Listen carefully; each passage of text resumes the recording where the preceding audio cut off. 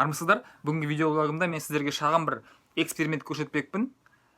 Қазір біз баланың әртүрлі эмоционалдық жағдайларға қалай қабақ арқылы реакция беретінін бақылаймыз. Бірінші жағдай, бала уколдан қорқып жылаған қатарласына қалай аяушылық танытады. That's silly. All right, dude. It's okay. Show me the porcupine. Good job, dude. Do you want a Band-Aid or no? No, you're good? Yeah, you want a Band-Aid? Келесі эксперимент, бала қатарласына қызығуын қабақ арқылы қалай білдіреді.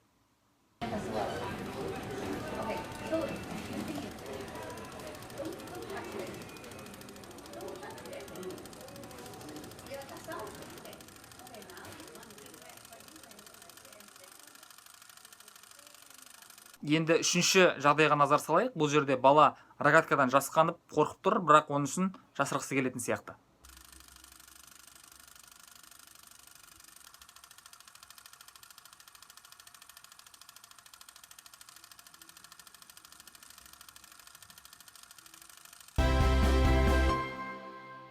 Ал енді эксперименттің нәтижесіне келейік. Негізі мен басында өтірік айттым. Бұл эксперимент балаға емес, керісінше көрерменге, яғни сіздерге жасалған эксперимент. Шын мәнінде кадрлар бөлек-бөлек түсірілген. Аурухана мен балмұздақ интернеттен алынған бір танымайтын адамдардың видеолары. Ал анау рогатка атайын деп жатқан Махош ол айнаға қарап атайын деп жатыр. Бөлек Димаш жай камераға қарап тұр. Ешқандай эмоционалдық сезімді басынан өткізіп жатқан жоқ. Бірақ көрерменнің, енді бәрі демей қойын, бірақ кем дегенде жартысы оның жүзінен жаңағы видеоларға сәйкес тиісінше қызығушылықты, аяушылықты немесе қорқынышты байқағаны анық. Бірақ жаңа айттым, ол сезімдердің бұл жаңағы актердің түр әлпетіне ешқандай қатысы жоқ. Және ең қызық жері, үш жағдайда да актердің, яғни Димаштың бір ғана видеосы қойылды. Үш жағдайда қайта-қайта бір видео үш рет көшіріліп қойылды. Кәне тағы бір рет қарап көрейік. It's okay. Show me the porcupine. Good job, dude. Do you want a Band-Aid or no? No, you're good?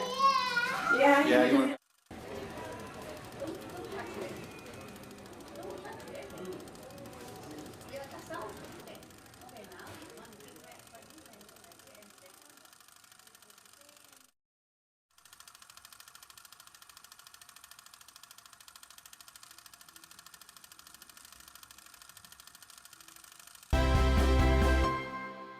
Бұл кино тілінде Кулешов эффектісі немесе Кулешов эксперимент деп аталады. Яғни әртүрлі екі кадрды қатар қою арқылы үшінші бір мағына шығаруға немесе көрерменнің қабылдауына әсер етуге болады. Бұның негізін салған Лев Кулешов деген орыстың теоретигі, режиссері.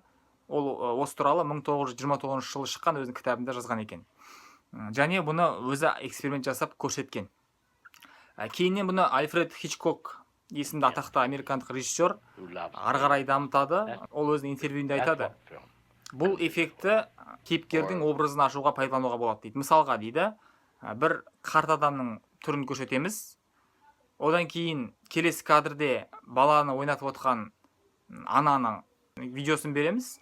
Одан кейін жаңағы қартқа қайтадан келеміз. Ол қарт жымиып күледі.